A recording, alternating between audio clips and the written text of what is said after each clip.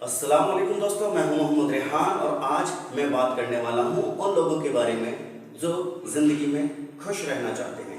अगर आप चाहते हैं कि आप अपनी ज़िंदगी में हमेशा खुश रहें तो आपको कुछ बातों पर ध्यान रखना होगा, कुछ बातों पर अमल करना होगा।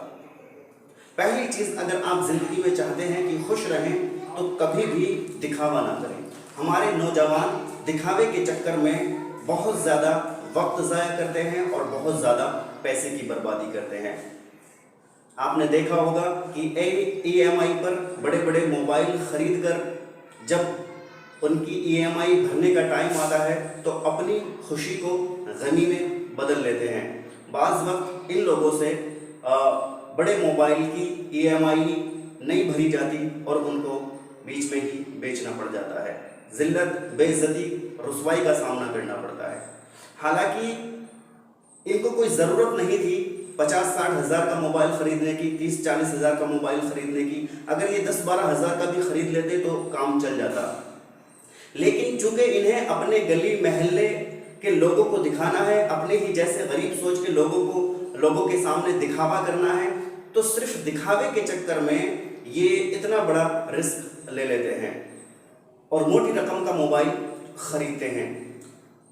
मैं ये नहीं कहता कि बड़ा मोबाइल ख़रीदना गलत है, लेकिन अगर आप सोशल मीडिया से जुड़े हुए नहीं हैं या सोशल मीडिया पर आप एक्टिव नहीं हैं या कोई काम इससे रिलेटेड आप नहीं करते हैं तो आपका काम 10, 12, 15 हज़ार के मोबाइल से भी चल जाता। अगर आप इस पर रह कर के कुछ काम कर रहे हैं, इससे जुड़े हुए हैं, तब तो कहीं तक समझ में आता है। लेकिन सिर्फ और सिर्फ दिखावे के लिए ये कहीं तक उचित नहीं है। तो अगर आप जिंदगी में खुश रहना चाहते हैं तो दिखावा बिल्कुल ना करें। अगर दिखावे के चक्कर में आप पैसे बर्बाद करेंगे, ब्रांडेड शूज खरीदेंगे, ब्रांडेड कपड़े खरीदेंगे, ब्रांडेड मोबाइल खरीदेंगे, तो आप कभी भी खुश नहीं रहते, क्योंकि आपकी जिंदगी ईएमआई के चक्कर में गमी में बदल जाती है, आपकी खुशी गमी में बदल जाती है।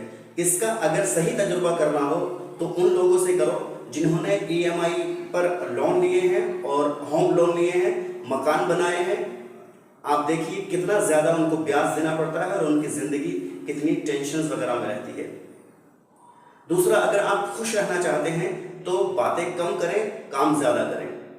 जो लोग अपनी ज़िंदगी में खुश नहीं रहते वो बातें बहुत ज़्यादा करते हैं और काम बहुत कम करते हैं।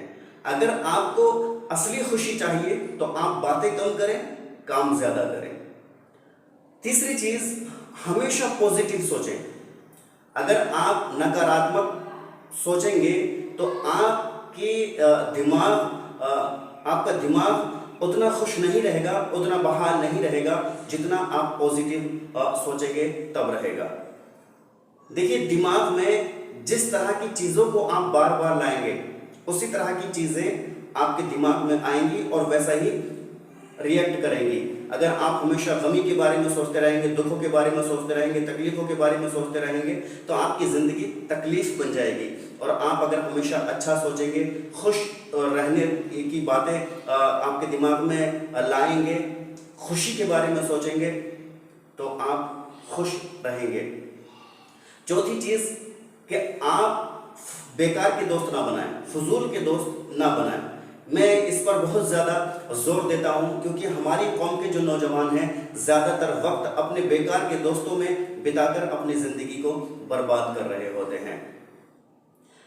और भी बहुत सारी चीज़ें हो सकती हैं, आप अपने हिसाब से अंदाज़ा लगाएं और देखें, गौर व फिक्र करें कि आपकी ज़िंदगी में क्या गलत हो रहा है या आप अपनी ज़िंदगी में क्या गलत कर रहे हैं, किन वजूहात की बिना पर हम अपनी खुशियों को तबाह बर्बाद कर रहे हैं, अपनी खुशियों को गमी में बदल रहे हैं। अगर आपको ज़िंदगी में खुश रहना है तो इन कुछ बातों पर आपको गौर करना होगा, ध्यान करना होगा। आपको इस चीज़ के बारे में जानना होगा कि आखिर आपकी अच्छी खासी हंसती खेलती ज़िंदगी क्यों गमों के गड्ढों में गिरती जा रही है या क्यों गमों की तरफ बढ़ती जा रही है। हम गमों की तरफ बढ़ने में कहीं हमारा अच्छा दिखावा तो वजह नहीं है। अच्छे दिखावे के चक्कर में हम अपनी खुशी को गमी में बदल रहे हैं या ज़्यादा बातें करने की वजह से जब इंसान ज़्यादा बातें करता है, लोगों में पता चलता है, टेंशन्स पैदा होती हैं, किसी की अच्छी बात होती है, किसी की बुरी बात होती है, तो ये भी एक बहुत बड़ा बड़ा कारण होता है कि बाज़ वक्त लड़ाई झगड़े तक नौबत आ जाती है, मारपीट तक नौबत आ जाती है।